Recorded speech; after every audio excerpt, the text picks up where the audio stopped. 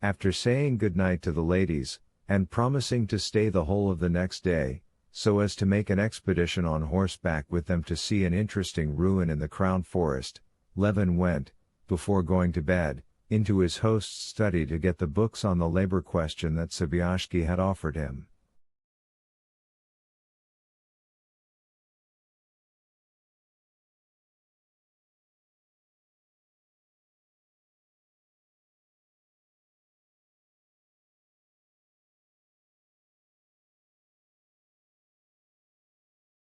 Sviazhsky's study was a huge room, surrounded by bookcases and with two tables in I-tone, a massive writing table, standing in the middle of the room, and the other a round table, covered with recent numbers of reviews and journals in different languages, ranged like the rays of a star round the lamp.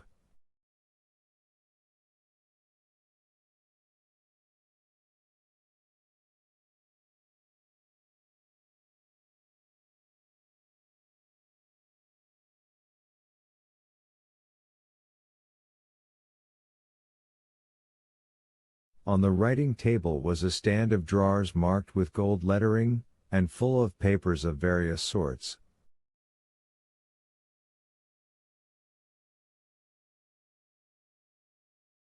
Sviazhsky took out the books, and sat down in a rocking chair.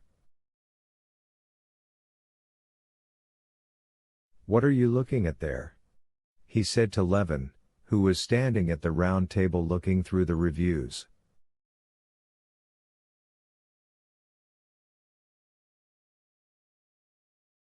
"Oh, yes, there's a very interesting article here," said Sviazhsky of the review Levin was holding in his hand. "It appears," he went on, with eager interest, "that Friedrich was not, after all, the person chiefly responsible for the partition of Poland."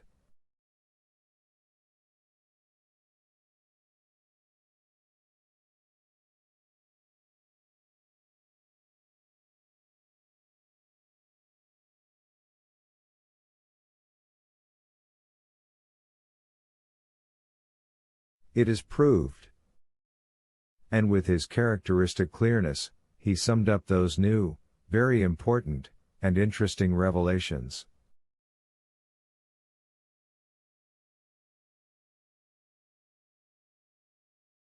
Although Levin was engrossed at the moment by his ideas about the problem of the land, he wondered, as he heard Sviazhsky,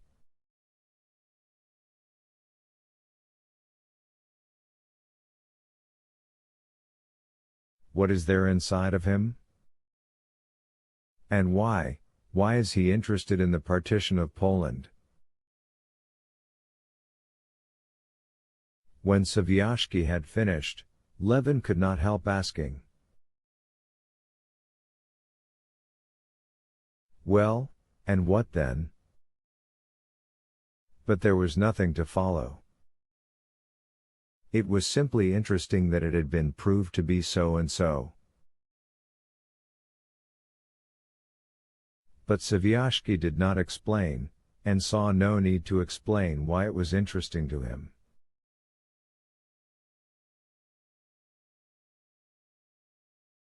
"Yes, but I was very much interested by your irritable neighbor," said Levin, sighing.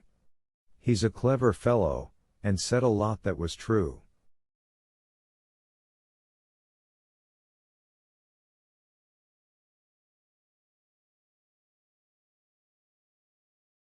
"Oh, get along with you." "An inveterate supporter of serfdom at heart, like all of them," said Sviazhsky.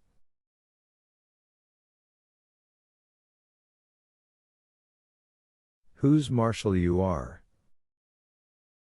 "Yes, only I marshal them in the other direction," said Sviazhsky, laughing.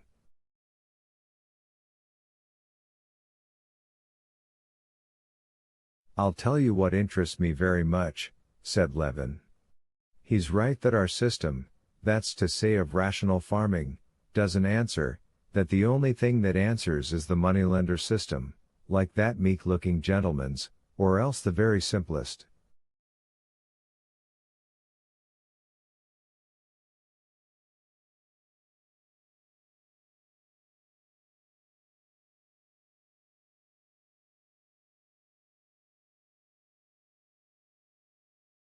Whose fault is it?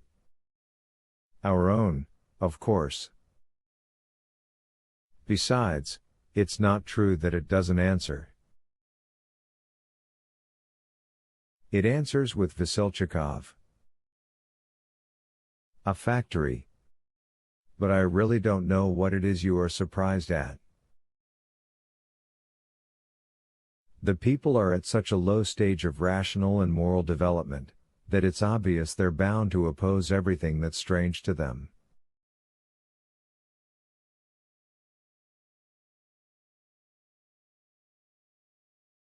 In Europe, a rational system answers because the people are educated. It follows that we must educate the people, that's all.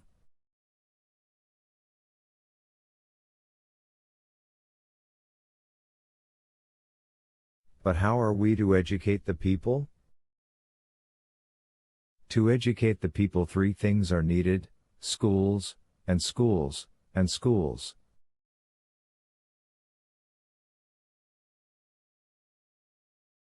But you said yourself the people are at such a low stage of material development. What help are schools for that?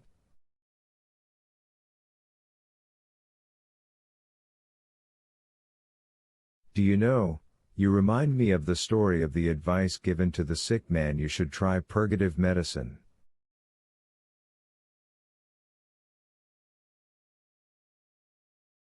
Taken, worse. Try leeches. Tried them, worse. Well, then, there's nothing left but to pray to God.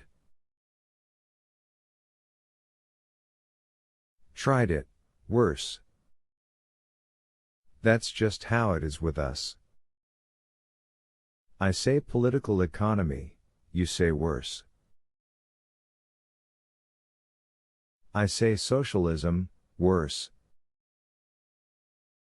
Education, worse. But how do schools help matters? They give the peasant fresh wants. Well, that's a thing I've never understood, Levin replied with heat.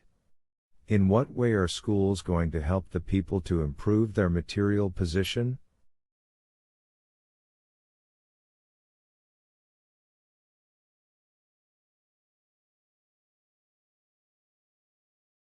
You say schools, education, will give them fresh wants. So much the worse, since they won't be capable of satisfying them. And in what way a knowledge of addition and subtraction and the catechism is going to improve their material condition, I never could make out.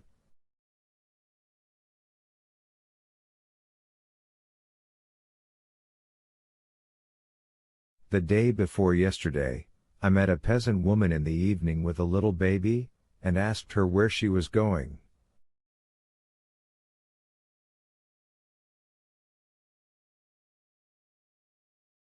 She said she was going to the wise woman.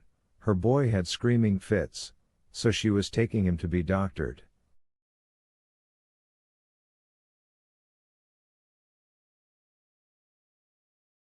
I asked, why, how does the wise woman cure screaming fits? She puts the child on the hen roost and repeats some charm. Well, you're saying it yourself. What's wanted to prevent her taking her child to the hen roost to cure it of screaming fits is just, Saviashki said, smiling good-humoredly.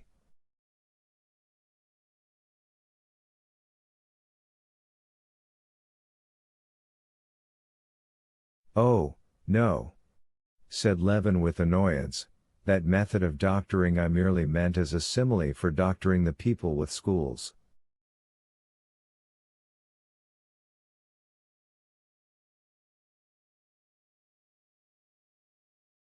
The people are poor and ignorant that we see as surely as the peasant woman sees the baby is ill because it screams.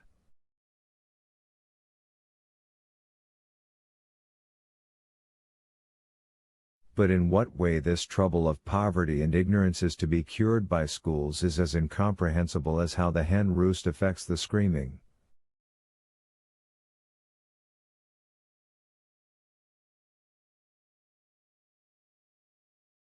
What has to be cured is what makes him poor. Well, in that, at least, you're in agreement with Spencer, whom you dislike so much. He says, too, that education may be the consequence of greater prosperity and comfort, of more frequent washing, as he says, but not of being able to read and write.